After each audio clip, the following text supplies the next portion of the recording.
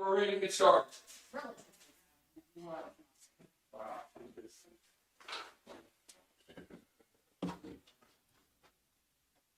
Pledge allegiance to the flag of the United States of America and to the republic for which it stands, one nation, under God, indivisible, with liberty and justice for all.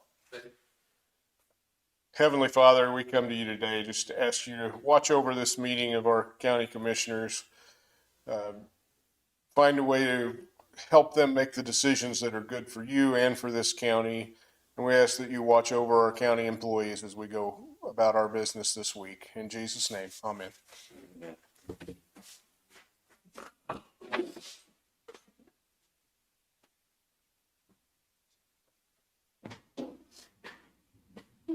Well, good morning, everyone. I read the minutes, make a motion that we approve them from last week. Second. Been moved and seconded. All in favor? Aye. Aye. David?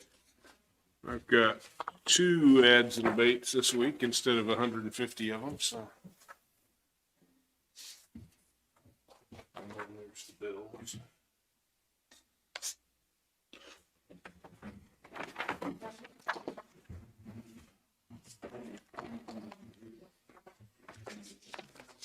Oh no, whoever crossed lunch out was wrong. I hear you. All right. Danny, you want to see that? Make a motion to approve those ads and abates, the numbers.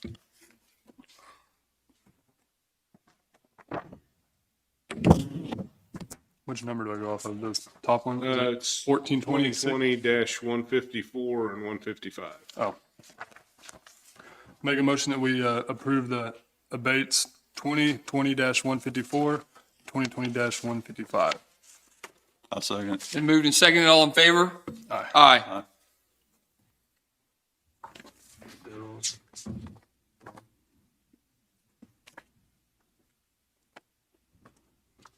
To the very back page, I think we'll have the totals. Okay.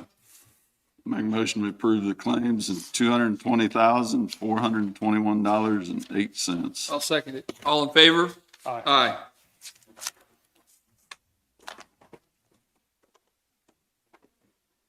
Other than that, we had extended the extra sick leave benefits for COVID through January. Well, next Monday will be February, so we need to probably talk today some about what we want to do with that. Okay.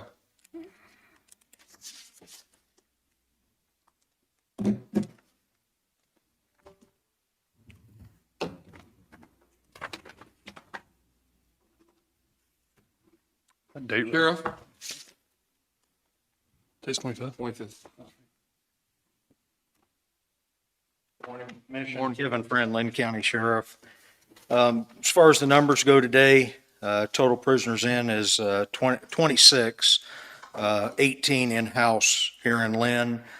8 of those are farmed out, 7 to Anderson, 1 to Bourbon. We had 123 911 calls this past week. We had 311 calls for service. We were up quite a bit from the week before there.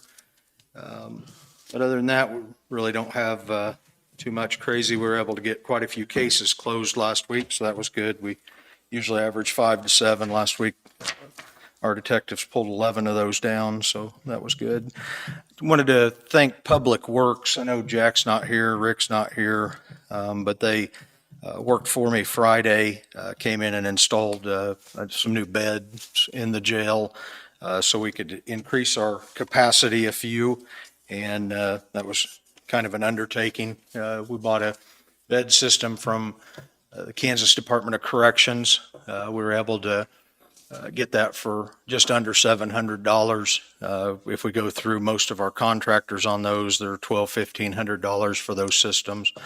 So we were able to save a few dollars on that purchase through KDOC and have our people install it. Of course, had to bolt to the walls and stuff like that. So we required Rick Castle to help us with that, and we do really appreciate the work that they came in and done for us. So that's kind of where we're at for last week. Do you have any questions for us? I don't. Jim? I don't either. Thank you. Very well. I would request a 15-minute executive session for legal issues that I would like to bring to the commission, if I could have that when Yes. you start doing executives. Thank you, gentlemen. AMR?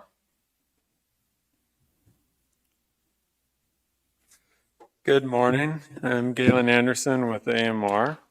Just to update you on our transport numbers for the last 7 days, we've done 16 transports. And so far for the month, we're at 50 transports. A couple other things of note just to update you on. I think most of you are familiar with the EMD process that we do. So when a citizen in Linn County calls 911, it comes into the sheriff's dispatch center. And if it's a medical call, after doing their initial dispatching, they'll transfer the call to AMR's dispatch center up in Independence, Missouri, and they'll do the emergency medical dispatching process. It's kind of a step-by-step algorithm based on the patient's complaints. And it could funnel down to the dispatcher giving bystanders or family members specific over the phone instructions on how to start CPR and how to open somebody airway if their tongue's blocking their airway or something like that. And that process is a little bit disrupted right now because the line that every comm center has numerous phone numbers assigned to it, so that if one's busy, it rolls over to another and another and another. And the AMR dispatch center has about 6 or 7 lines, redundant lines for it to roll over to. There's some IT issue that's preventing those lines from rolling over. So sometimes when they call to transfer the caller, the line is not rolling over and it's just stuck on that one line if it's busy. So it's being worked on, and I wouldn't expect it to take more than a day or two longer to get it sorted out, but I just wanted to make you aware of that. It's not delaying ambulance dispatching by any means. The units are still being sent on the calls with the preliminary information that the county dispatch has. So just wanted to make you aware of that. And then I'm still working with our IT department on the process that me and the sheriff have looked at about adding, or the capability of adding our units into their dispatch system so that they can see where our ambulances are on the map screen, where they can also see the other law enforcement units and fire units and things like that. So I'm still working with our IT department on what it would take to set that up, and if we can set that up and all that. So I don't have a final answer yet on that, but still working on it. I think that's all I have. If you have any questions for me. No. Okay. Thank you. Have a good week. Thanks. Doug? Good morning, Commissioners. Morning.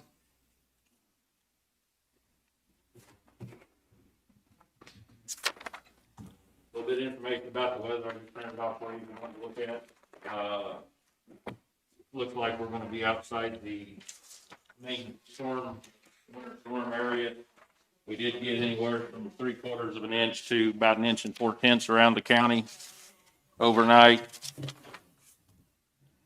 Have an application for Tristan Van Vlack. This would be for Station 950 in Lacine, using the standard probationary firefighter hiring process. Lacine is at 15 personnel. They're approved for 22 personnel. And it is recommended by the captain and lieutenant there at Lacine.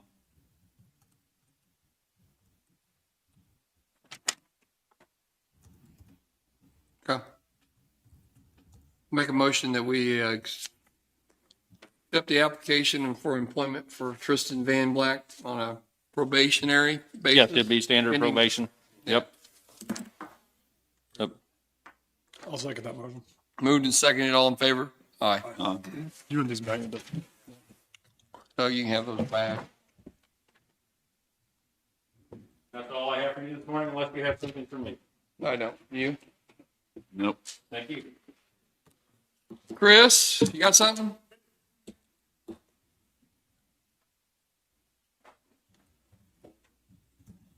Morning, Chris Martin, Linn County IT Director. I'm actually coming up today on behalf of the Health Department in Tisha. As you know, there's a generator at the old health department that we originally intend to move to the new one. The health department requires it for their vaccine refrigerators. They have 2 of them currently. However, talking to Tisha, and she was able to communicate with her regional folks, there's a possibility of some funding to get a new generator for that facility. The generator we would be moving, if we moved it, would be approximately 20 plus years old, and it is maxed out with the new building. It will handle the capacity today, but if we add anything else within that building, another refrigerator, you wouldn't be able to run like a stove or anything on that generator because it's just not big enough for the new facility. So I want to know, is it okay for us to go out to bid to, find out what it would cost for a new generator at the new health facility? Or do you just want us to continue? What's the funding, the grant you said? Didn't you, It's through, how much is it? Have we applied for it? so we have, there's a few options that we can use. Right now, it's through, right now what I've done is I reached out to our regional representative, which is for FEP, which is Public Health Emergency Preparedness. And he is checking to see that Johnson County has the funding, which is the regional money, if you will, Okay, that we can use. okay. It'll be 100% funding. Yes. So my guess would be we would pay for it and then they would reimburse us. That's typically how those type of things work. I don't personally have a problem with us going out and looking for it, but I want to make sure if they're going to pay for it, I want to make sure all the details of it Oh, yeah. before we buy it. They do that for a lot of our emergency preparedness stuff. Is there anywhere we can utilize, have you talked to Jackie about utilizing the old one anywhere else? Not really. Like I say, it does seem to work. Of course, I had talked to Mike Page before, when we were doing that stuff. And it's old. I mean, the technology in it is old and the way that it generates electricity is older. We've had a couple of oil issues that have been fixed in the last year with it. That doesn't mean it's going to continue to go bad. In fact, it's been very reliable this whole time. How But big I'm is not- the generator? I know it has a 200 amp transfer switch built into the unit. But as far as it's like wattage, I'd have to go read the plate again. Okay. That may be something if we get it funded 100%, Well, and I completely we could sell that and be done with we it. could. And I completely understand, if for some reason there is no funding, we always have our fallback position of Sure. moving the existing generator. Yeah. But, to get one that was more appropriate for the new facility, especially if there's funding available, I just thought it might be worth the delay in moving the generator to find out the cost. So you have a problem with them I don't have a researching it? No, I mean, we can check into it. I just want to know what we're going to Yeah. spend before. Yeah, if I'd there's, like to. yeah, Very good. go ahead. All right, thank you. And can you find out some more details, Tisha, on it, on the grant part? So there's a few options. Okay. I'm waiting to hear back from Johnson County to make sure that the money is there that we can still use. We've gotten approval from the state. It's just making sure that the dollars are there. And if we can't use maybe that source, then there's even another source, which is CRI, which is County and City Readiness Initiative. So, Okay. yeah. And while you're there, you can go ahead and do your, Perfect. Tisha Coleman, Linn County Health Department. COVID case count is 700, so we've increased by 59. Total active cases in the county are approximately 70. We're at 7 deaths now, and residents that are hospitalized, 3, and clusters, we are at 3 that are active. Testing, we were able to do some testing last week with our new machine, and it's Cool. it's pretty impressive and awesome, and I love it. And so we're excited to get that up and going, and it makes kind of, for us, it makes it really maybe a little more streamlined because we make the appointment, we've already had the conversation with the people. Then we set up the appointment to be tested. They come in, we test them, and then within an hour and a half, we have their results, and then we're actively working on the case versus where if like we get it through the EpiTrack system or a doctor's office faxes it to us, it could be several hours before we and if, get as I understand it, when we were looking at the machine itself and I watched the video. It does test for more than just COVID. Yes, yes. So that one result comes out, As it could, go ahead. COVID-19, influenza A, influenza B, or RSV, which is respiratory synovial virus or something like good. that. Yeah. That's So, yeah, it has four viral tests that it tests for. How many tests did we do last week? That I don't remember. I mean, it wasn't a lot. I think we have still at least, so we probably did maybe 10, just off the top of my head. But yeah, Is that people coming in that wanted it, or people called up and people that call, then we do an appointment outside Okay. and swab them, and because they thought maybe they was infected or These are something? all symptomatic. people with symptoms, yes. I got you. I got you. As a matter of fact, I think we've already got 2 scheduled this morning. So Okay. Have you got any better news on your little cartridges or whatever you need for it? well, so we, I think that as they roll them out or allocate them for us, that's when we will get them. We haven't received another shipment of them. So just watching the news and the vaccine disbursement through to Kansas, have we got another bunch of doses for that or not? So that's my next on my list. Good. Talk about vaccine. The governor did announce last week that we can proceed to phase 2 under the state's COVID vaccine plan. So we're going to be soon vaccinating for phase 2. We did finish up with phase 1 on Friday, and so we, depending on how much allocation or estimated that we're supposed to receive, is then we're going to be moving on to phase 2. Phase 2, let me tell you who that includes. Persons 65 and older, and high contact critical workers, so anyone who is at high risk for being infected with the jobs that they do, and then congregate settings is the other one. And so we've don't exactly have it completely figured out on how we're going to do it, because the concern is once you vaccinate, then the next you have to be fully vaccinated, you have to receive 2 doses, 28 days apart. There's a grace period of 4 days. So once we're giving second doses today, I think, to our first allocation that we had received. So, or not today, but this week. So we've already have their second dose, and that's coming in. So, but if we continue to schedule or vaccinate like 30 people a day or however many people a day, then the concern is that second dose and how we're going to make sure that those people get in, because once you open a vial, you have 6 hours to use those 10 doses. So we're talking about doing a mass vaccination clinic where we are going to schedule appointments, do it in a drive-through scenario.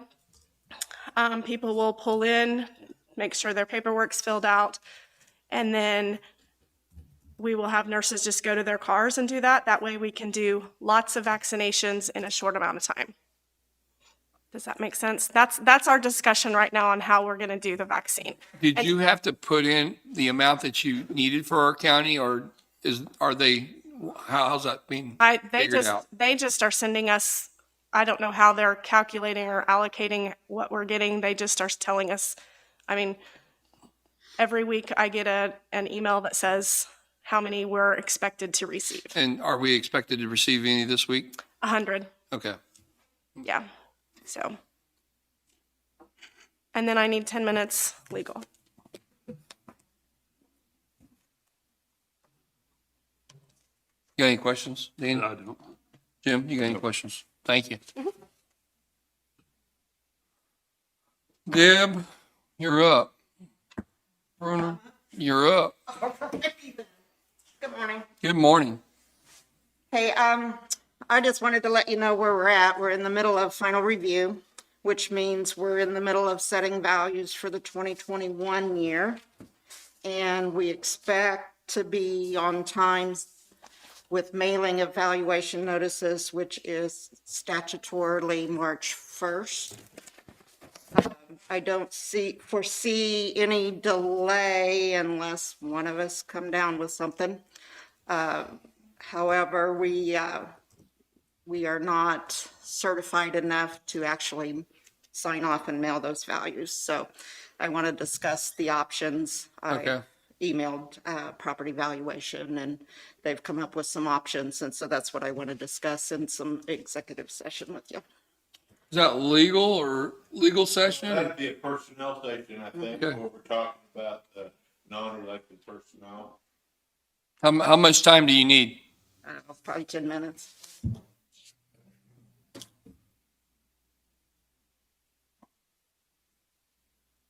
Okay. Is that all you had, Deb?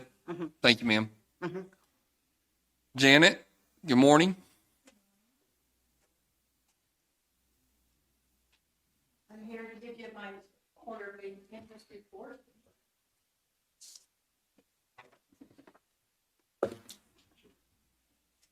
I've changed the form. I just got used to the first one. Oh, I'm sorry. Janet Cleveno, Linn County Treasurer. This is a fourth quarter interest report. I've made it easier to read so you can see that what 19 was and what 20 is.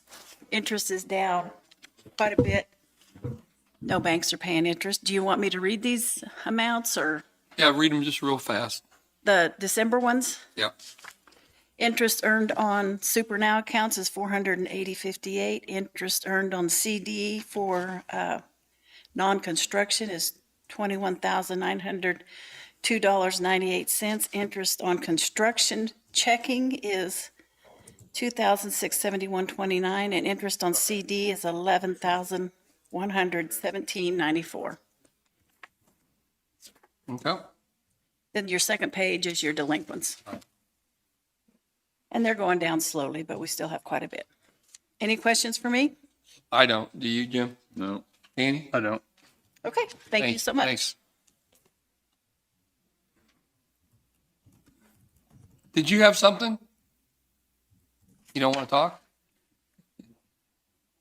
Jessica?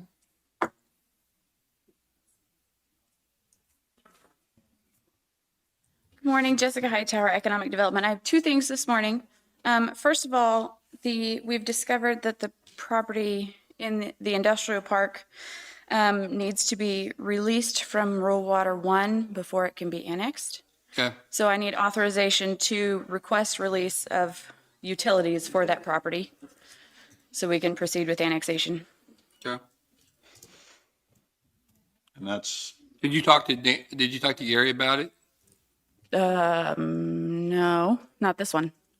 What do we, You have to give them notice.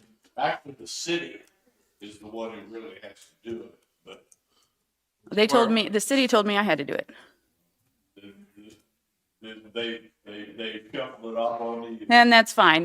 But statutorily, if the city wants to take in a territory that's in a rural water district, they have to give notice of their intent and basically request authorization to do so. If the rural water district opposes it, then there is a process for determining what kind of value they're losing by allowing that annexation. That is, I mean, that's because the whole point is to get the city water. rather than Yes. rural water. And so, there may be some discussion. I don't know how comfortable Rural Water One is with releasing territories. Some of the districts are adamant against it. I know that Jody at the city has talked to Aaron at Rural Water, and so they've had a discussion. I'm going to call Rural Water today and see what exactly they need from us. I found out about this late last week, so. Well, I think, there is, the city really should be quarterbacking this because there's a statute that says that if they're going to annex a territory, they need to do this. So they're getting you to do the footwork for it, which is fine. That's fine. But, just make sure you keep, the request really needs to come from them, even if you prepared it. Oh, okay. I mean, that's the way the statute reads. Okay. okay. So, But if she just asks you for permission to go forward with that, it can't hurt you. I mean, worst case scenario, you apply, they say, we'll let you have it for $1 million, and you walk away. yeah. So say the question again, form it in a So, question. I would like authorization to request release of utilities from Rural Water One for the property at 713 Industrial Park Drive. That's my motion. Second. Moved and seconded. Is there any discussion? All in favor? Aye. My second thing is I have a CDBG grant. First of all, we need to update the authorized signature form because we have changed chairman. So I need a motion to allow Rick to sign the authorized signature form. I'll make that motion. Second. All in favor? Moved and seconded. All in favor? Aye. Okay. And then the grant we have today is for Father Mucker's Barbecue, and they're going to get $5,000. They have provided all necessary documentation. What was the business? Father Where's it at? Mucker's Barbecue, Blue Mound. Okay. Never heard of him. Is it like a restaurant over there? It's a mobile barbecue, so he's been moving around. And just to confirm this, your committee's putting authorization, they're looking at all the applications for this? And They are, as soon as they're, so, I'm working with business owners to get everything put together. Right. The application, the employee certification forms, the invoices and statements and all that good stuff. And once my grant administrator tells me that everything's in order, then I take it to committee, because I don't want to approve it if it's not, done. So then I take it to Economic Development Committee, they vote on it, and then I bring it here. Okay. And is there still grant money available out there for? Yes, after this, there will be, roughly $97,000. $97,000 Yep. is out there and go over the grant money. What's it for? For any business that's been impacted by COVID, basically, if they lost revenues, if they had to spend money to buy, dividers for their front office people. Are they to contact you, people that, businesses that Yep. need that? The application is on the website, and they can contact me, and I'm sitting down and meeting with business owners, helping them fill out the application, helping them go through statements and invoices, and trying to get it expedited. I So, just thought we'd put it out there one more time for. yes. That's for 5,000 or 10,000. Yes, depending on how many employees you have, 1 to 5 employees are eligible for $5,000, and 6 to 50 employees are eligible for $10,000. But if you're in Pleasanton, If you're in the city limits of Pleasanton, you have to talk to Pleasanton. Because they got their own. They money got for their it, own right? grant, and I believe they have a little bit of money left. I don't know exactly how much. Okay. Fair enough. Okay, All right. so can we, Get that contract I sent you this morning. yes, I did. Thank you. That's not for this one, though. Okay, so I need, a motion for approval for Father Mucker's Barbecue to get 5,000 of this grant. I'll make a motion that we allow, whatever it's called. I don't say it wrong, though. 5,000. Right, you have to think about it for a minute. For the grant for Blue Mountain, Yes. right? Yes. For, what's the name again? Father Mucker's Barbecue. I didn't like to hear her LLC. say it. I second it. Moved and seconded. All in favor? Aye. The authorized signature form, I need 2.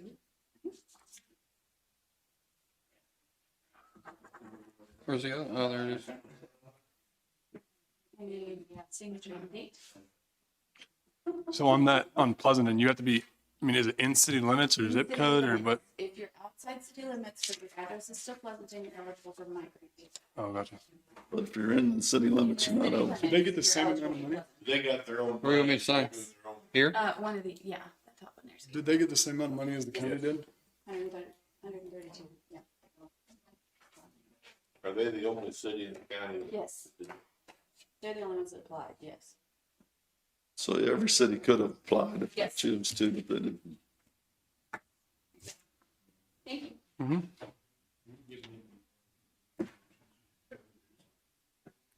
Yes, I'll do.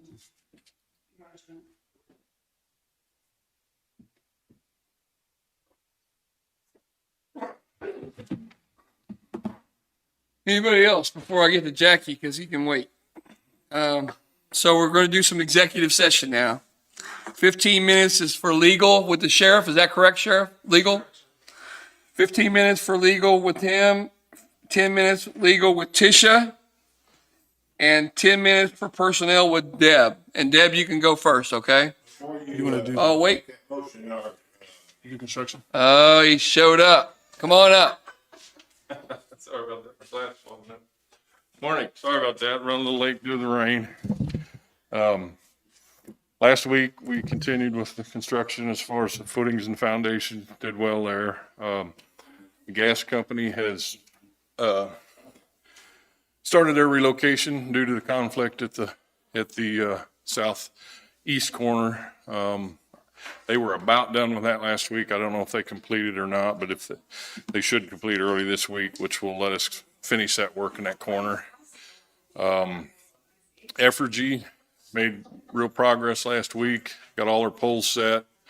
Looks to me like they're set up to pull wire. There were a few trees at the west end of the alley that had to be trimmed. I see the tree trimmers are out here now. Once those are trimmed, they're going to pull the wire.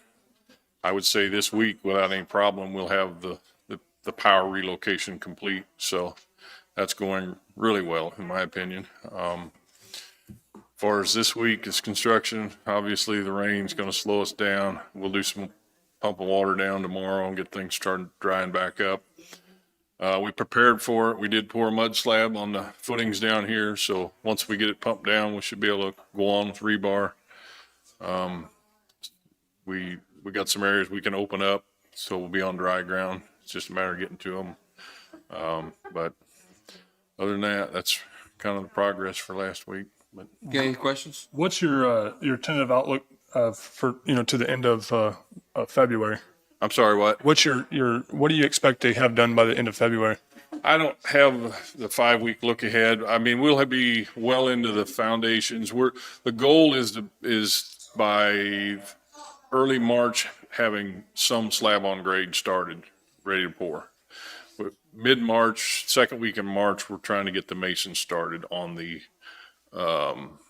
west end. Basically, all the 8-inch slab area is where we're trying to get him started. That will include kind of that half of the building. If we get that slab poured in March, that turns loose all the load bearing for that area there, which will let us get a roof over the top for the cells. We got to meet the cell date, the pods, and so we're working from west to east. What do you mean? You have to have that done so they can set them when they get here, or how? Basically, we got to have roof over it before they want to set the pods. And we don't want them arriving and not be ready. Right. We don't want a bunch of pods sitting around here, no place to go with them. So that's the driving date, the pod delivery. And it's kind of driving the direction of the job. You said second weekend of March? Yeah. I've got a 5-week look ahead. We'll start copying you guys on that. Yeah, would you? That'd probably help answer some questions. It changes from week to week, Sure. obviously with the rain or whatever, but it's a 5-week look ahead. So we'll start getting you guys a copy of that. You got any delays happening that's gonna slow you up any? Any big delays? Nothing yet. I mean, we've had these minor ones. I mean, obviously there's time, this whole water relocate, but, with the weather we've had, it's not been a contributing factor as far as, getting done, and meeting those March dates. Your timeline for the Masons looks pretty good. It looks like they're gonna get right out of winter. Yeah, hopefully. I mean, there's some masonry work on the outer foundation walls that goes from the foot. They start at footing and come up. So we'll try and get those done ahead of that so we can backfill. So we got to, I get a little more linear footage ready for them, enough for them a couple days worth of work. We'll bring them in, start them. So, but. Okay. Got anything, Jim? You done? No, I'm done yet. Thank you. All right. Thank you, guys. So let's try this executive session again. 15 minutes executive session for sheriff for legal. 10 minutes for executive session with Tisha for legal, and 10 minutes with Deb for personnel. That's my motion. I'll second. Moved and seconded. All in favor? Aye. And we'll take Deb first. Lisa's gonna join. Okay.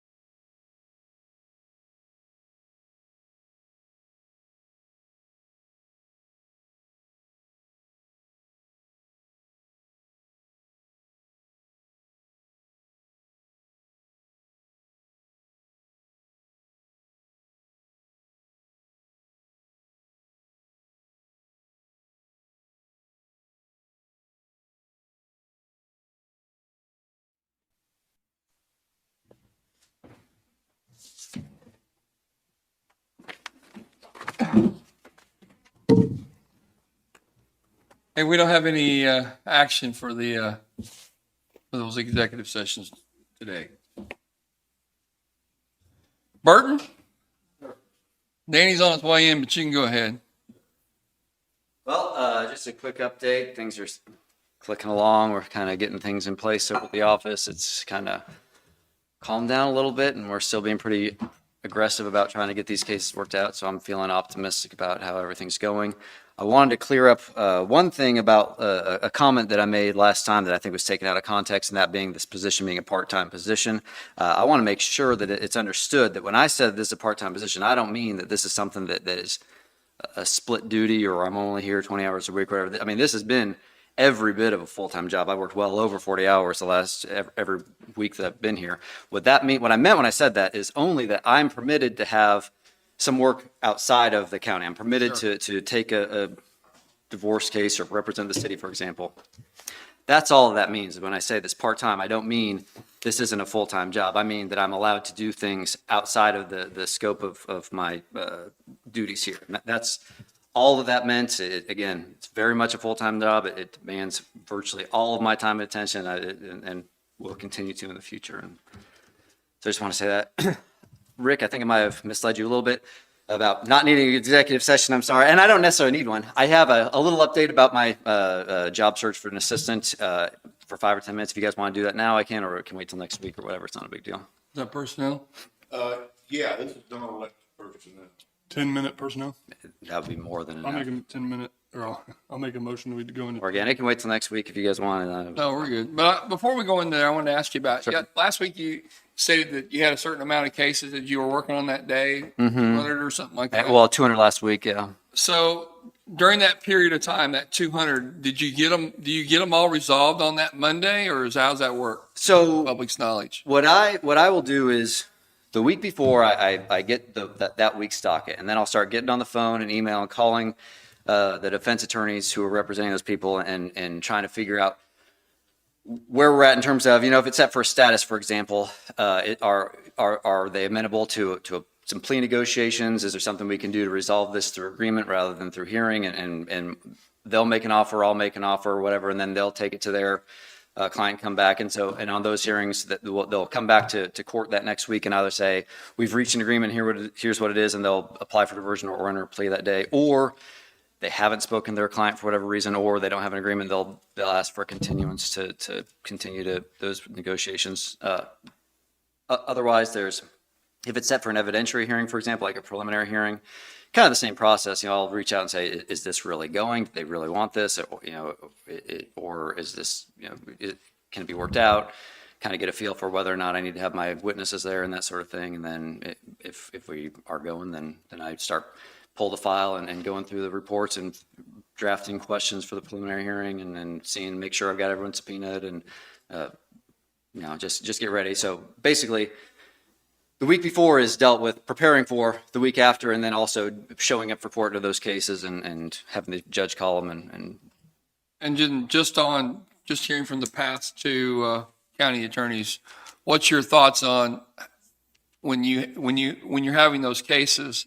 How long do you subpoena every single officer? No, absolutely. time? Well, so for a trial, there will be more subpoenas that go out. It may not be every single officer, or it may be. For a preliminary hearing, absolutely not.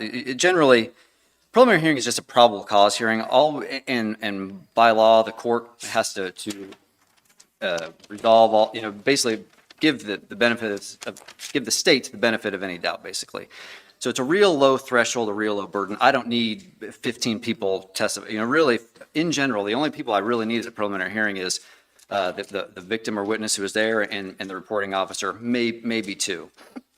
I don't want to spend all day on, it takes, I don't want to downplay it too much, but to reach probable cause is not terribly difficult. You don't need a half day or all day trial for this. You don't need witness after witness. And for my part, not only do I not want to spend all day on those, but I also don't want to put on all those witnesses, and that's detrimental to me and to my case to basically put on the whole trial 2 times and then have the defense attorney give the opportunity to cross-examine that witness again and say, well, what you said today was slightly different than what you said before, and put, my witnesses in my case in a predicament. So I don't have any need or desire to subpoena every officer. Again, I just want to do enough to get probable cause, which is generally 1 or 2 people.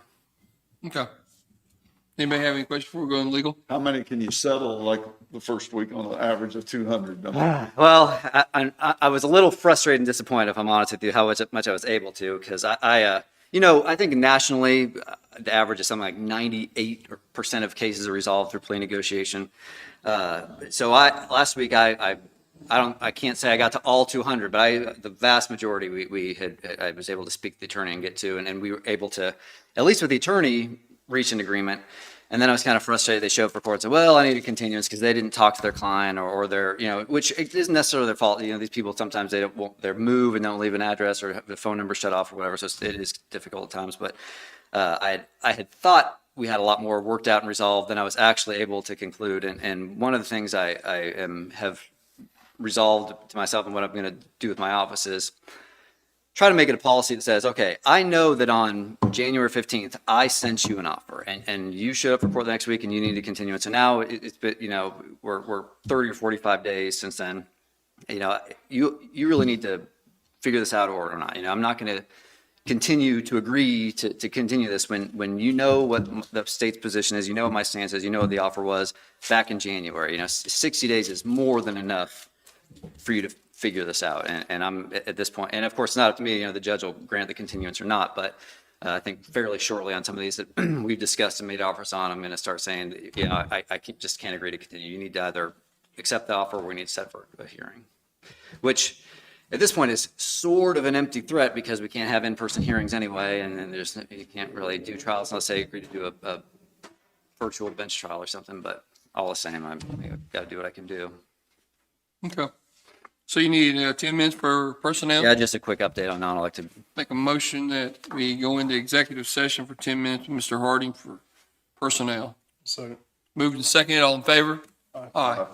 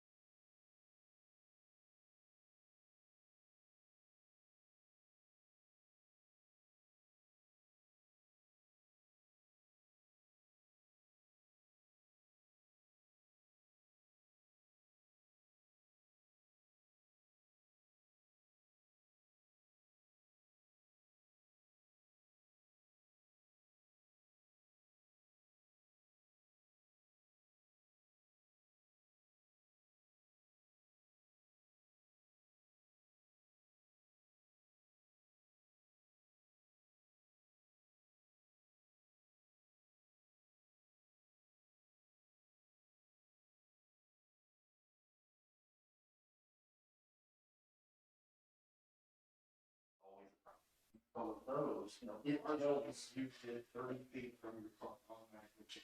Oh, it did? Yeah, that's true. Yeah, unless you, now, when it's like, when you put your light on, it's, and, right? Yeah, that's fantastic. Now, I think it was. I don't remember what it was. Hello? Hello?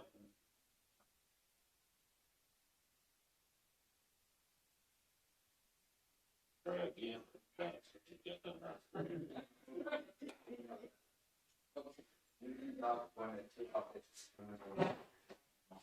You got some? Yeah.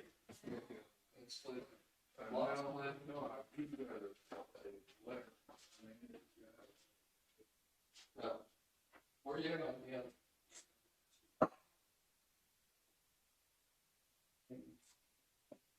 I'm starving. Nobody's selling me the mortgage. Somebody marked off lunch on our calendar today. Yeah, exactly. I'll just give me hell. Nobody knows I already had my lunch.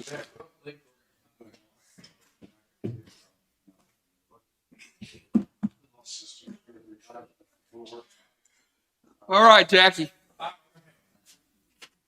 Nothing from that one.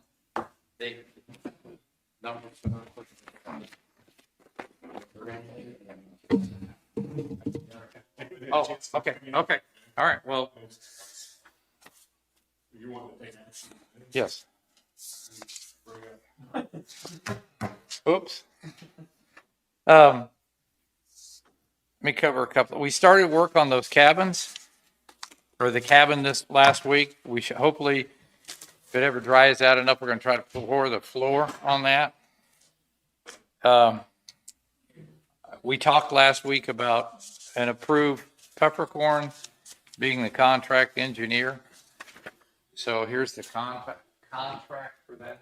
Has Gary seen it? Yes. He's reviewed it. We good, Gary? Yep. That was on that one.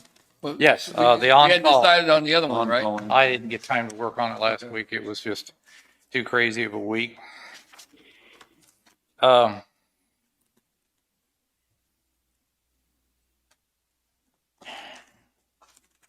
Had a question, but I'm not sure.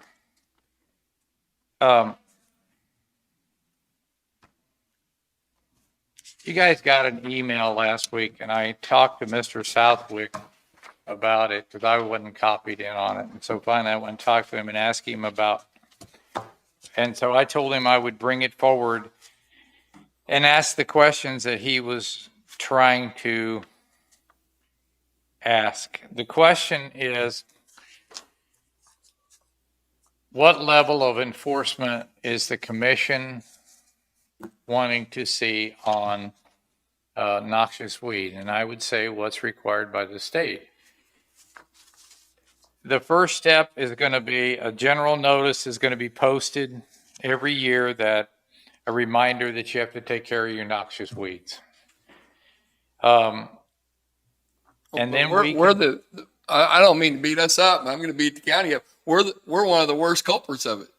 Yes. Getting our weeds sprayed. So, I mean, Yes. I don't feel like we need to go out there and start beating Well, our farmers down because they didn't spray theirs, and we've got weeds everywhere. And that's more than fair, because we've had as close to as a, I don't really want to say it, but a poorly run noxious weed effort that we are hoping to make strides at improving. And the state's got the same issue along 69 there. 69, 169 as well. It's But where he was coming from, he's stuck in between, for example, 3 landowners. And he's got a case right now where Ceresia is heavily infestation on this property, and this one. And these 2 landowners are saying, we can take care of ours, but if you don't take some sort of step to make them take care of it, we're wasting our time. And that's where this is coming from, the complaints that are coming back. We're doing our job, but the county's not doing theirs, or this person's not doing theirs. Did somebody file a complaint one of those, Yes. two of those landowners? Yeah, Okay. two of the landowners are complaining about the third, who's an absentee landowner. So I said, well, let's follow what the guidelines are. If we put out a notice that we're going to be looking at this more closely this year. I mean, one of our biggest problem areas was the park, which we've started to address. The park was doing nothing. Linn County Park was doing nothing about Sericea. But we've gone in there and started spraying it. We do have a director that is willing to get out there and look at this stuff and get a handle on it. So I think we're going to do a better job this year than we have in the past, I'm hoping. We also, the feds at the park, feds are a little bit of an issue because I remember approaching them saying, it's horrible out in there. Well, we're trying to let the trees grow up to smother out the Sericea, but that's about a 25-year solution. So I was requesting, if we're going down the road and you've got solid Sericea, can we just kind of go a little further when we're spraying, not worry about, no, we don't want anything sprayed. So it's a complex issue, the different factors in there. But this one case in particular, if it is 3 landowners having a big issue, then we'll probably give a notice to the one in the middle and say, you really need to do something. But before we go to another step, looking at criminal action or something like that, I think it would be brought to you guys and say, this is what we need to look at. But as far as I'm concerned, we do our job by notifying the landowner that there has been a complaint. There's a lot of Sericea, a lot of thistle, and that they need to see if they can do appropriate action. Because, I mean, I've had more than one case where somebody said, I've taken care of the thistles, but this abandoned property, these people don't do anything, or they don't really care anyway. So we are going to be taking closer looks at that. But as far as I think the mandate from us is to make sure our spraying is done. And then if we start looking at these properties, we'll take the next step if we have. But there are 3 landowners that are. Do we have any policy in place now, which I already probably know the answer, that, because it can get to where I'm going to go help this guy because I know him or I've worked with him he's not, the other guy's not spraying it. Do we have a policy? We need a policy in place that says just basically what you said. If you have multiple complaints from a property owner that's absentee or a property owner that's not doing his part, these are the following actions that the county will take to resolve it. And that would be, we go on there, spray it, and bill them. But we've never done As that. long as you got a written complaint from somebody Yeah, that says, as long as we have complaints, as long written as, complaints that somebody says that, Yeah. but I would certainly want to exhaust all the other avenues first. And Sure. so he's new and Can we work on that? Have him Yes. work on something? yes, Propose it up here and we need see if we can sign this too. adopt it. Do you feel like that we have a grasp on the weed department now? yes, absolutely. And It I seems think- like he's getting a hang of it, right? Yes, and we've gotten agreements now. With one of the biggest problems we had was driving all over heck instead of spraying. We've worked with all the cities and the water purveyors around so we can fill at those sites instead of losing an hour running back or 2 hours running back to fill it up and run back to where you were. He's talked to a lot of the cities or municipalities or whatever to get permission or find places out there. Fire department was a little bit difficult because unless you're using a hydrant, it's a slow process. They only had garden hose available and stuff like that. But last year they gave us a key to the stations and we started doing that. So I think we're going to be a lot more effective. We've got the new truck coming back. COVID slowed down the delivery of it with the new sprayer on it. So we're going to have 2 sprayers that are relatively good shape. One new and one was rebuilt 2 years ago. So we are going to be able to get out there, and we have 2 people on task to do it. We have the staff this year. I remember I'd asked you about a trailer, and you know, about pulling a trailer along the route with you. Is that? We thought about that, but we like this other option a lot better because we don't have to impact the truck pulling a heavy load, or even if we put it somewhere, now we're gonna have to pump it from there to there. But if we can use a hydrant, for example, and rig up, if these things have air gaps, we just tie into it, we can fill it up in a minute and a half. Then we're down the road. And messing with a trailer, I mean, that was an option that we pursued actively until we start getting agreements. How big a tank? We got 200 gallon on the truck? The new truck's gonna have 4, Yeah. the other one has 200. Okay. And so our spraying time is dramatically improved. Before we forget, I want to make a motion that we enter this agreement for the on-call engineering services with Peppercorn for their services. I'll second that motion. Moved and seconded, all in favor? Aye. The only bad part about that is spelling peppercorn every time. So Jackie, I mean, this thing has just been a nightmare since I've got here, and I know that we're just trying to make it, you know, make it work. I mean, but you feel like that we, Yes, I feel like we're on it. and like the pest control, he's doing that too, right? Yes. And that he's got all the license of doing that Not right. just going out and spraying around the deal. He's, I mean, assessing the. Sure. If you notice out here, he put sweeps on these doors in this building. All the buildings are getting sweeps where they need it to try to keep I mean, some of these, in the past, they put out little traps and a year later, the traps are still sitting there. So it's not exactly a scientific way to track it. So he's been doing traps and using stuff, buying the product. So he's been working with the sheriff's department about the squirrels that everybody loves. But I think we got a handle on it. And I know this is way early because we're in January, but cost shares, Yes, He been- he was getting cost shares out last year, and we weren't using that. I'm trying to ever think of the name of the cost share program as well as we could. STAR program, right? But we are now on top of that, and it's going to help a lot because we modified that last year. Somebody would call and say, "I need chemical for this area." And before they'd drop what they were doing and run, give them a cost share. Well, now we've worked it out with the vendors. We email it to them and it's sitting there waiting and we don't have to stop spraying to go do it. Right. How does it, how do we keep a landowner over here in Kansas, supposed to be so close to Missouri? How do we keep somebody that has land over in Missouri from just using all that over there? Or is that even something we can even try to? So like if that's a good question. If somebody comes in and tells you they have such and such number of acres, do we verify that first?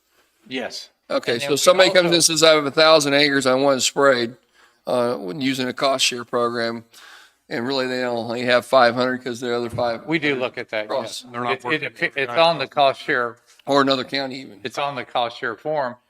And in the past, we were running so hard to keep up that we probably didn't do as good a job going back and verifying these, but this year we're going to be able to. And the state comes in and verifies this stuff as well. They have like 10% that they come in and do investigations on every year. You don't know where it's going to be or when. But I do think we have a program now that we'll be able to do a lot of that checking. Before we were. I heard a rumor one time that somebody was, doing that. They were, had a little bit of land over here, but they were working for a huge operation, over here in Missouri, and they were, so I just wanted to. If they're doing that, and I hope we catch them, but I think, like it says, the cost share will say, I want to spray 20 acres.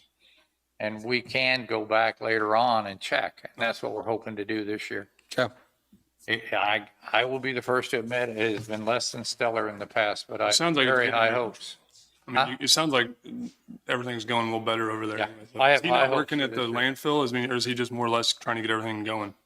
A little bit of both. He helps out in the landfill. Even like today is a pretty wet day. I now have 2 blades running out of the landfill because it's closer to their areas. A couple of days, a week ago when it got really nasty and they couldn't get their blades out, too heavy, they helped recycle them. So, and I was going to ask you, but I was going to call you, but I'll just ask you now. Somebody told me that metal prices went down like $20 in the last week. I mean, is that I hadn't seen that. Or is that going to affect us any with all the metal we have out there? It's gone. Oh, it's all completely gone. It's all been hauled Oh, away. oh, yeah. So we just, okay, I'm following you now. Yeah. Okay, all right.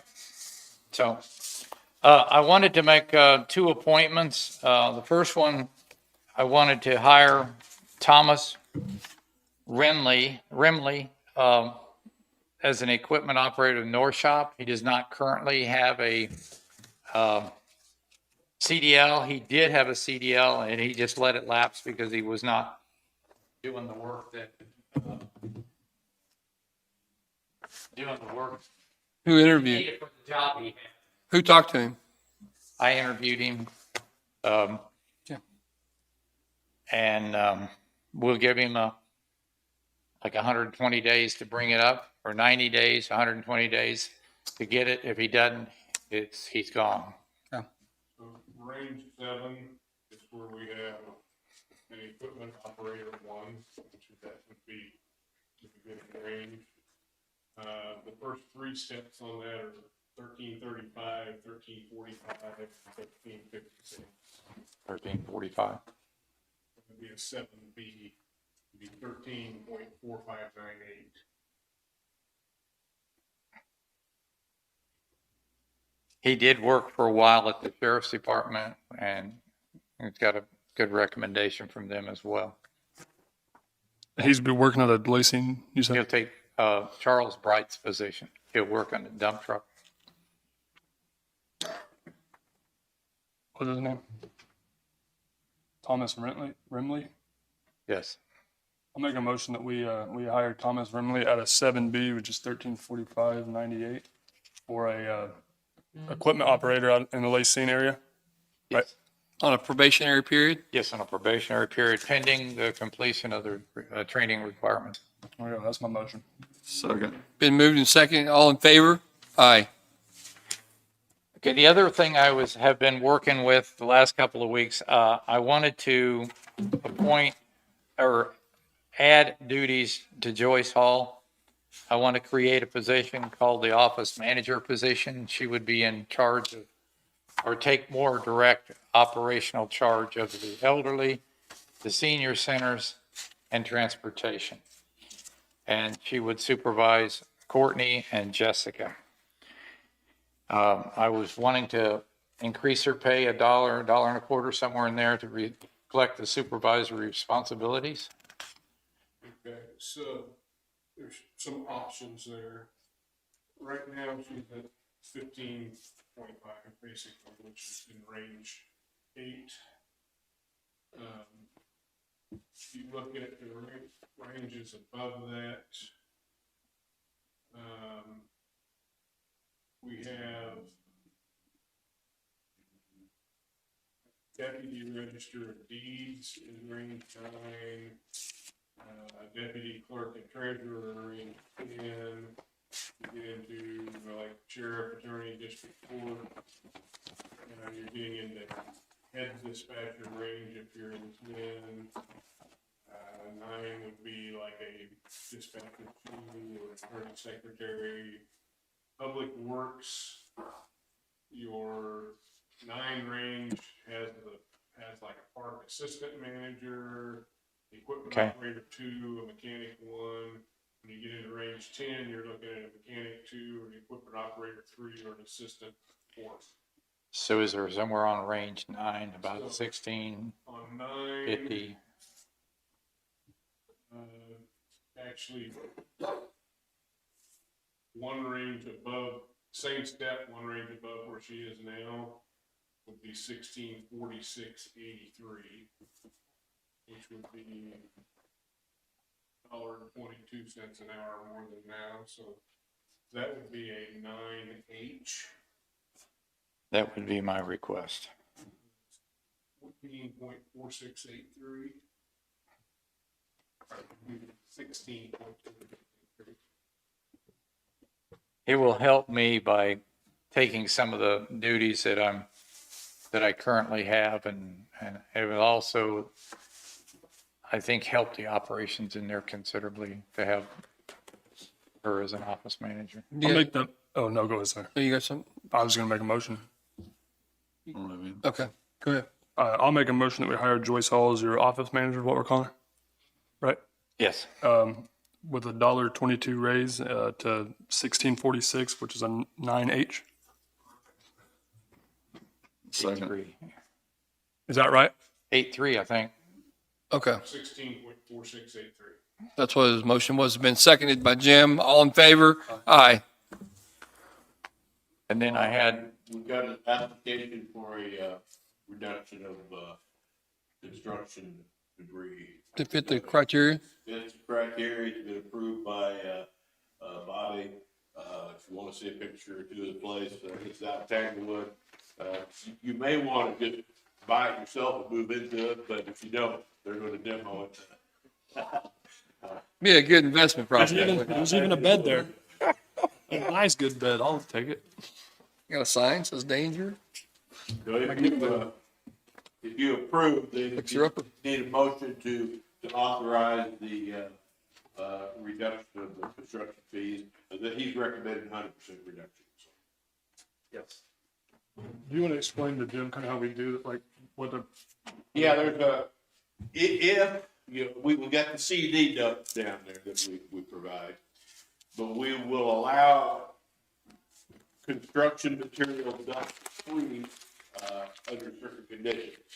If it's a tax organization that is doing paying the bill for a city or a school district, if they're the ones that are paying the bill and they fit all the other requirements that we have here, then we will allow the material to be done free, because it's one taxpayer or another taxpayer. I mean, it's just a matter of kind of spreading it out a little bit.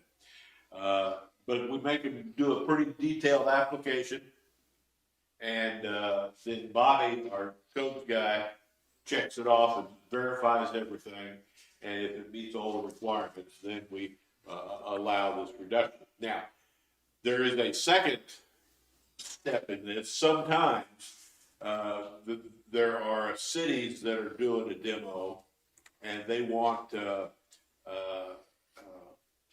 help with the hauling, and we sometimes allow that depending on the circumstances, but we really try to avoid that. That's not, if it's a city that's going to actually be doing the hauling, we may agree to provide them a container. But on the demo fees, if the city requests it, we usually grant. And this is based on a policy that we put together, and so it's black and white, pretty black and white on how to do it. Is there a place to sign on this or not? Yeah. so the motion needs to be, Okay. The other thing that, it's not exactly related to this, but that Jackie's been asking about, and I've been putting him off to talk to you. On a piece of property at the Lake City Industrial Park that we are dealing with, there's an old house there, and, they'd like Jackie to send a crew out there to demo that, and, want to get your approval. It's got to come down somewhere. Right. where was it at? It's on the Lake City Oh, Industrial okay, Park, yeah. on that long narrow track. Is there a number? I mean, there's a basement there. It needs It's to a- come down, it needs to be filled in, because. yeah, it's a blighted structure. It's pretty bad. It's caved in. And Yeah, I know. Yeah. before I went in on that, I wanted to make sure it was okay. I thought you already did it. Waiting for, I should have done it. I'll make a motion on these reduced CD dumping fees for the address 101 South Spring Cove Road in Tanglewood. I'll second it. Been moved and seconded. All in favor? Aye. Is that clear enough? I mean, or is there anything else that you need us? No. Okay, I didn't promise you I didn't have a bunch, but I got a little bit more. We've been experiencing a lot of disruptions on road at the railroad crossings. That will continue for another couple of weeks. I just heard back from the company that's part Parker, Centerville, they're going back and working on them again. This time the disruptions are going to be 2, 3, 4 hours at a time. So I told them that since they can't give me a direct schedule, that they need to contact the dispatch every single time so the dispatch can broadcast. Like today, it's going to be Ernst and Farland. There's 2 of them up in that area. They're going to start working on those. They're trying to take out the temporary patch and make it a permanent patch. They'll be shut down for about 4 hours at a time, but they're not looking for an all-night one. I've been working, I keep reporting to you guys that I'm working with a state contractor, a KDOT contractor, on a road safety plan. I think we have the final meeting on that Wednesday.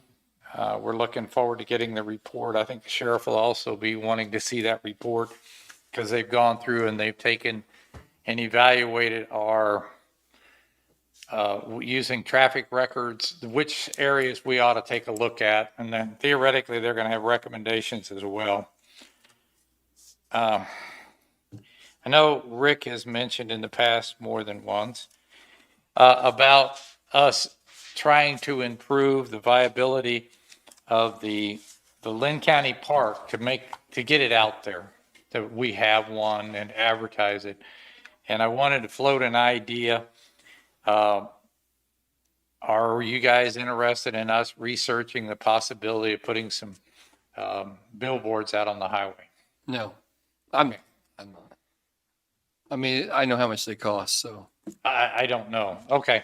All right. Well, I just wanted to run that by because I found out I did not realize the Pleasanton sign that's near the airport property is on county property, and that we signed an agreement years ago to allow them to put it there. So I kind of triggered the idea, well, maybe we want to put one. I thought you had to have, and I've looked into it a few times, maybe you know more about me, but I thought that you had to own the piece of property and you had to have a business on the piece of property that.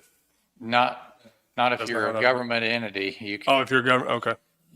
Well, I'd be much more in favor of doing like social media ads to run it. I mean, because you can run a weekly ad. That's what I do with my companies, and it actually seems like it works out really well for me. Okay, and I'm also going to try to take off a little bit early Thursday, and I'm going to go up to the only boat show. The rest of them got canceled, and I wanted to see if we had any paperwork I could take up there and leave somewhere for people to pick up, and pamphlets and search for ideas at that place. We do. I think we do. There was a bunch of tri-films. Yeah, I think we still have those, and I was going to try to take those, but I didn't know if they were up to date. I didn't know if they had rates in there that had changed. I don't know about rates, but they were only about a year. So I'd like to take those. I'll probably take those up there. I'm going to go on my own time, but I'm going to try to go up there and see if I can search for ideas of how we can advertise. What is it? Oh, boat show. Boat show at Olathe. The one in Kansas City at Bartlett Hall was canceled because of COVID. Did you need any action on the demolition of that structure? Probably want to be on the record, give you authority. No, on the one on the one. Clean up the Lacing Industrial Park property that has some. I know. Okay, all right, I'll make a motion that we approve the dumping fees and the Well, demo. no, I'm just talking about authorizing him to go demo. Okay. Yeah. To demo the building there on, get the street and the industrial park. I know the name. Just off of the industrial parkway. Yeah. Industrial It's an Road. old abandoned house that we've been there for years, and I'll make a motion that we allow Jackie and his crew to demolition that. Second. Moving second, all in favor? Aye. Aye. Well- That's pretty much what I had, except I wanted to, Hey, roads, where we at? I put in 3 or 4 roads last week, they all got done, I appreciate it. So where are we at? How far did we get last week? I don't know exactly how to answer that. We had every blade we had and every person we could get in one working. And what about this week? Depends on how wet it is out there. It got pretty wet last night. I haven't seen. So As soon as it dries, yeah. Well, and it also, if it's not too wet, it's perfect because we can start breaking some of the really hard packs down. But as soon as we can get out there, we'll have everybody out there. I talked to you earlier in the week about, I know we had a new guy in a grader, but do we have any, I know COVID's probably it stopped a lot of stuff. Do we offer classes, to the graders? Like, can they go to a class and learn how to drive them? We do, but they've pretty much been shut down because of COVID. And the Kansas road program, and in fact, they had a very good one. We sent about 6 or 8 a year or so ago, and they all came back and said it was very good. I think Harry actually went, didn't he, or did he? No, not Harry, but some of the guys that had been doing it a while and came back and said, that guy knew his stuff. But I was toying with the idea of trying to see if I can get some one-off training, find out who the instructor was, and see if we can sponsor one. But I think COVID's got the whole training schedule canceled, and it's kind of almost like an excuse for everything, because COVID shut it down, but COVID has shut down so much.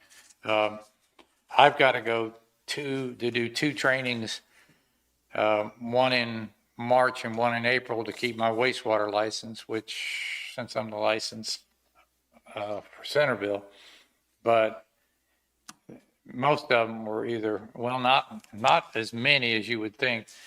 They're going to virtual training, but I think for something like that, you just can't do it. You need to get somebody with a blade there and show them and work it. I think that needs to be a hands-on. We've cut back. I did a lot of work with K-Works. K-Works is an organization for Kansas. Kansas Works is in connection with K-Camp. I think they're funded through K-Camp or something. But anyway, they have a tremendous range of classes that we can call up and say, hey, I need sexual harassment training for the people, or I need chainsaw, which we've done chainsaw, we've done flagging, but they've shut down. They're not even coming out. So until we can get, and there's some good training out there, we just right now, they're not doing it. But I'm hoping to. And we have some good operators that if they work with them, we did have a road complaint last week on a road out on 700, but we had a new operator his first day out. That was not the way to start it, but you got to start somewhere. You got to learn. We've sent another blade out there to help correct it. Maybe that's my fault. Maybe I should have had 2, one tail in the other, so it could work together. But you got to train these people at some point. So they're all done with me. I was going to turn it over to Andy. He's got some stuff. I got one more. Okay. The recycling, I know we talked about the schools and the recycling. Did you ever get a chance to talk to anybody about those recycling trailers, about a school project? No, I have that. I found the phone number yesterday. Oh, very good. There is and then I did follow up on it. I was finding I'd like to find some used trailers. What I'd like to do, and I would like to contact, I know Pleasanton would be all over it. The other 2 I haven't talked to. But if I can find some used recycle trailer, and I'm also going to put in for a grant this spring. But if I could find 3, and I could take it to the school and say, your shop can decorate this for your school, and it will be stationed there as a project for them, is kind of what I had been thinking about. I did call the state last week, and I said that my contact there, who had been very instrumental in finding stuff, I need a generator. He'd look for generators, or he's very good at it. He quit, and they hadn't replaced him, but they told me wait a week or 2. They'll have the new person. They've made an offer, and as soon as the new guy's on board, I can contact him, and I can start using the contacts I had to find a couple. They're $3,000-$4,000 if you can find them. We picked up 4 out of Texas, out of the Air Force Base down there, and refurbished them slightly. They didn't need a lot, but we're still trying to do that. And then there's a county out west that has 2 that I'm trying to get. But if I can get the schools involved, it'll be much better. So I'm still working on it. I just haven't achieved anything on it. So, Mr. Andy. He's got some stuff for you. I don't have anything else, You got but I this. do at 12 o'clock. I do. Yeah, I got a bunch of stuff for that. Thank you. Right? No, they marked that out. What Andy's got here is, the road closing we talked about. This one is, on 2100 Road, east of Yancey. You've got a thing on in front of you there, you've got a letter on the front and a map on the back. That Andy creatively prepared for you. I got it there somewhere.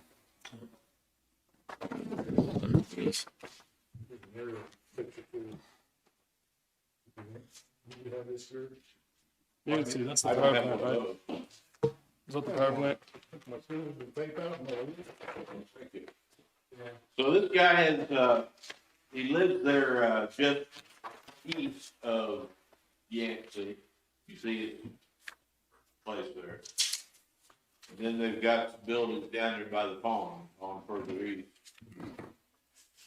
What he is requesting is that we close the road really beginning at Yancey, over to the end of his property, which is just that section line.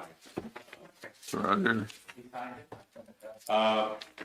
However, Andy pointed out that east from the section line onto the red line, which is the state line, there's no road in there either yet. Basically, there's no road at all from the, pond dam east to the state line. But they're supposed to be? Yeah, there's a road laid out, but there's no road built. So we own it, but We've got the right of way. right So away. what's the owner? I haven't read the note yet. What's the owner? So this guy wants to close through his property. He owns both sides right here. He wants to close through his property. But Andy's suggesting maybe we should, if we're gonna close it all the way to the state line. How do the Sterling and the Thomas? If we close it, then these people want something back to them, what happens? I mean, What's that now? if we close this here and then these people want something, if there's a right of way there, what happens then? These people, on To the the two sides, east. Sterling and Thomas Kelly, they both have access to their land from other ways. And they've been notified? They, not yet. I mean, at this point, We're waiting for some direction from the commission on Yeah. how you, what exactly you want to do with this. And I don't know if an action is required today. no, it's something. But I will tell you, and like I was talking to Kevin about, this has been an ongoing deal for 25 years With this road? with this road, hasn't it? I remember, since I'm probably been here longer than anybody in this room, I remember, Danny Morris and Herb Pemberton and Richard Long talking about this in, what, 95 anyway. Yeah, 1995, they were around the property, built a house in there, and they gated it. And that gate's been there this whole time, right at Yancey Road. It's gated. And there's only actually a road sorts from there up to about the pond. There's no road past What, is it all grown over then from that on, or? From that on, it's impassable. And that owner wants us to close that part of it. it. And he requested this closed, but Andy's thinking is if we're gonna do it, might as well close it to here. So now we need to reach out to the other two Well, landowners. the way it would work is, we would approve a statement of intent, that we intend to close it here. Then we give notice of that statement of intent to every property owner that fronts that road. So there'd just be the three of them. One of them is the applicant plus the other two. We give notice to them, we publish the notice, and we set a hearing. And then they have the opportunity to come in and say, oh, please don't close this. And remember, we did have that one not too long ago that we actually listened to the people on, yeah. Yeah, and so that's how it works. We would draft a notice, you would approve it, it would be published, and we serve it on them. Then we have a hearing, you take into consideration everything that they have to say, and then you decide whether to close it. If you publish for the entire thing, that doesn't mean you have to close the entire. So can we go ahead and proceed? I mean, I'm okay with, I don't have to draft it, I want to do what you want to do. But if, we'll have it next week, for you. We'll have it. Do you have any interest in doing that? Closing the whole road or clear to, Well, we would publish closing the whole road. That doesn't mean we have to. We can end up closing just the To- part on it. To give them due process. All the landowners. Do we verify that they've been notified? I mean, We do a certified payment to them. David, does that. And so, yeah, they've got and we publish. So publish and we get certified payment. So while I got you here about that, I know that Martin's is kind of just one that's kind of been lingering. Have we, the one out there off Tucker Road? Do what now? I think it's more maybe a Jackie question. Yeah. I'm not sure what. Well, I think the last time we talked about that, we put that in you guys' lap, remember? The situation was that we could, I gave you about 3 or 4 options, you remember? We could close that road altogether and let him get, this is a different situation. I've heard about it, but I mean, We could close that road, let him gate it. The problem is then if he ever sells off a piece down in there, there's no access to it. Second option, we could just leave it open and tell him he can't gate it, and he can gate it at the end of the road. You know, where it goes on to his other piece of property. Third option, we could declare minimum maintenance and allow him to gate it. So you got really those 3 options, and I'm not sure. Which right now he's doing what? Part of the problem is right now, this gate is not on his property at all. No, I know, but what are we allowing him to do right now? Just gate it until we make a decision? He gave us the key, and he had the key until a decision was made. It's been limbo. Part of the problem, I don't know, are you familiar with that road? no, I'm not on that. No. Well, can I drop for a second real quick? Where you can everything over. You know where the overpass is where Frankenstein's Strike is out there on Old 69? Yeah. So if you're going north on that road and you go over the overpass, you'll see the road that goes back down if you want to go look at it. So. The road goes down like this. He put his gate here, his property line is here. He put a gate actually on our route. Yeah. It's totally, and there is a fence here. And there's a really nice clock culvert down here. It's very nice, not being used at all. But it was probably put in by KDOT when they. They built that when they built that bypass. Yeah, we did. But if you look at it, you didn't know what you were looking at. So there's Frankenstein. We got it up here. We got color, Jackie. Yeah, Frankenstein Strike's right there. Or So he owns this This property. 69 here. Frankenstein Strike's it right Okay, there. Yeah. yeah. So you're going north right here, and there's the overpass, and then this is the road. And he has a gate right there. And this is the old Yeah. highway? Okay. So right now, the gate is here, but it's on our property. So one option was to, close that road. And then it would revert to him, and then he could gate it there. Second option, tell him he can't get it there, he'll have to get it down here. Third option is to, declare minimum maintenance and let him gate it. And there's a fourth option that I forgot to mention, he'd like to buy this. Yeah, because technically, if you, his property line runs, does it run into it? His property line runs on here.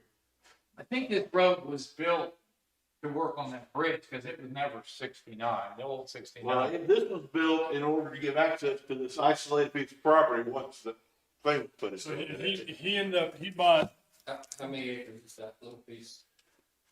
I can't remember. Yeah, 1.7 or. Yeah. so the kid bought this piece of land right here.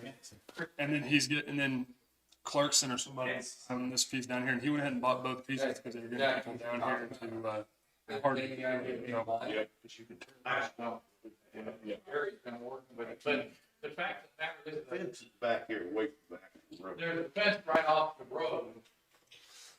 And that's what made it confusing. If you looked at it, he looked at it, it looked like his property, but it wasn't. So if we gave him that, or not gave it, sold him this property or something, this line was put in by KDOT, it's a good fence line in to delineate. This is actually the right of way. But no matter what, can't we still, like public domain or whatever, if there's some work or something that needs to be done on that road, can we not just still go on the property anyway, even if he owns it? Not if we close the road. No, I mean, Sounds like minimum maintenance with gates, something. If it's minimum maintenance, it's still our road, but we don't have to maintain it any higher level than we want to, and we can allow him to gate it. Where does it go out? It goes across the bridge, just, that's it. It's huh? right there. So the bridge does us no good for anything. and then- You cross this bridge to get to this tract here, because that was the only way to get in there. And who owns that now? He's- Same guy owns it all. He had this already, and then he bought